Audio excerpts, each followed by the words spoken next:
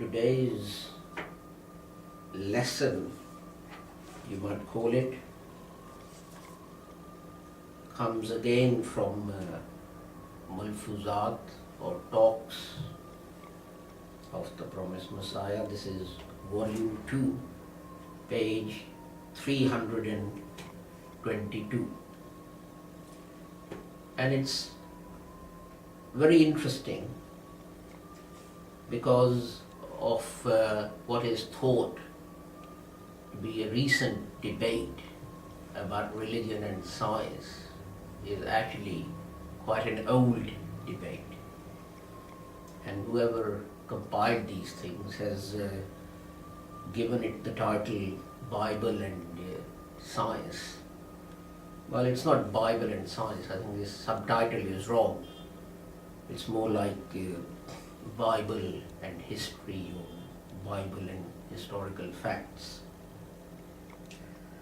Hazrat Sahab was sitting in a gathering, and the Noah's Ark and the flood at that time came up for comment.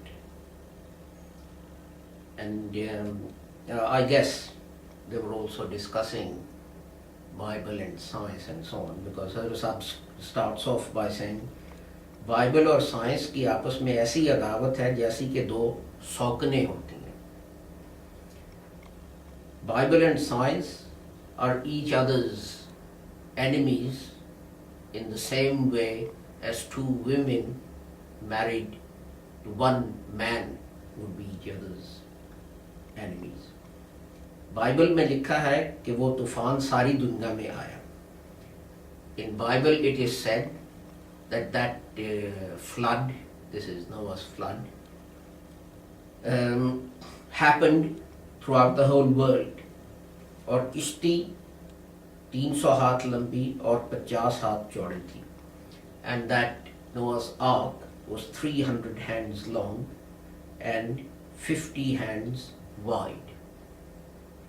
And और इसमें हज़रत नूह अलैहिस्सलाम ने हर किस्म के पाक जानवरों में से 7 जोड़े और नापाक जानवरों में से 2 जोड़े हर किस्म की किश्ती में चढ़ाए. And in it Noah it took from clean animals 7 pairs and from unclean ones 2 pairs and took them or put them in this ark. हालांकि दोनों बातें गलत हैं. Although both these things are wrong. अव्वल तो अल्लाह ताला ने किसी कौम पर अजाब नाजिल नहीं किया जब तक पहले रसूल के ज़रिए से उसको तबलीग न की हो. First, God does not punish a people until He has through a Rasul sent preaching to them. और हज़रत नूह की तबलीग सारी दुनिया की कौमों को कहाँ पहुँची थी जो सब गरक हो जाते. And the Noah's preaching had not reached to the peoples of the whole world that they should all have drowned. दोम इतनी छोटी सी किश्ती में जो सिर्फ 300 हाथ लंबी और 50 हाथ चौड़ी हो, सारी दुनिया के जानवर चिरिंद परिंद 7 जोड़े या 2 जोड़े क्यों क्या समा सकते हैं.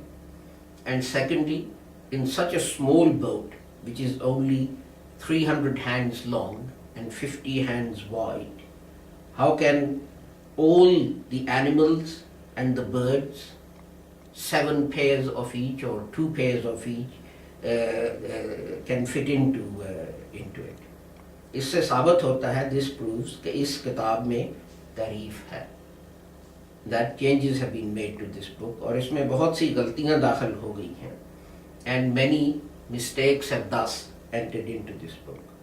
ताज्जुब है कि बाज़ सादा लो उलमा इस्लाम भी इन बातों को अपनी किताबों में दर्ज कर लिया है.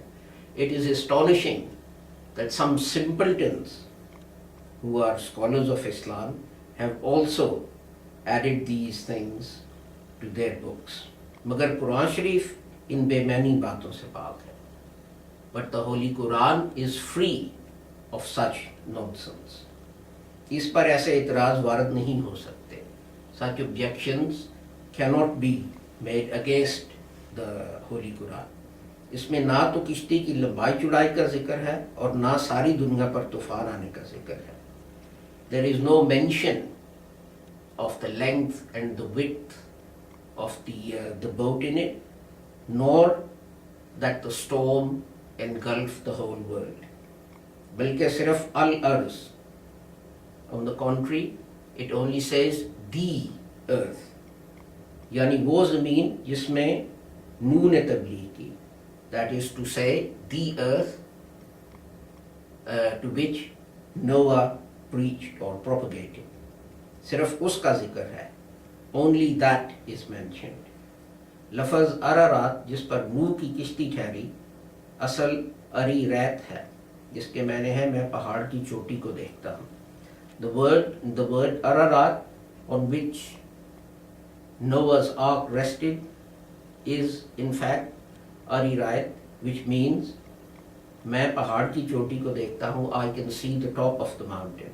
रेत पहाड़ की चोटी को कहते हैं. रेत is the name for the top of a mountain. Quran शरीफ में अल्लाह ताला ने लफ्ज़ जूदी रखा है. In the Quran, God has used the word Judi, जिसके मैंने हैं मेरा करम, यानी वो किश्ती मेरे करम पर, जूदो करम पर ठहरी. And that is that ark rested on my blessing. And of course we know that even literally that ark has been found on the top of a mountain. And I found that interesting, that how widely read and well read Hazrat Mirza Ghulam Ahmad was, that this discussion goes on even now in some circles.